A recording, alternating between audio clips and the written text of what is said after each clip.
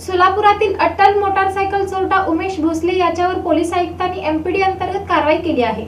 सोलापुरातील फौजर चौडी, gel road आणि जोडभाईपेठ police Thane हद्दीत उमेश नागनाथ भोसले वय वर्ष 27 राहणार भगवान नगर झोपडपट्टी याची सराईत गुन्हेगार अशी ख्याती आहे।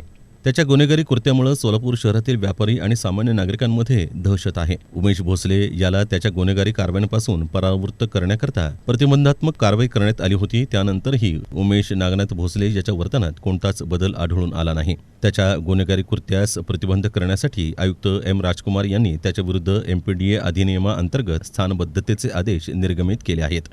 13 महिन्यात 28 गुन्हेगारांविरुद्ध पोलीस आयुक्त एम राजकुमार यांनी स्थानबद्धतेची कारवाई केली आहे। दरम्यान फेब्रुवारी 2024 मध्ये पोलीस आयुक्त एम राजकुमार यांनी पदाचा पदभार स्वीकारला। त्यानंतर मार्च 2025 अखेर 28 सराईत गुन्हेगारांविरुद्ध एमपीडीए अंतर्गत स्थानबद्धतेची कारवाई करण्यात आली आहे।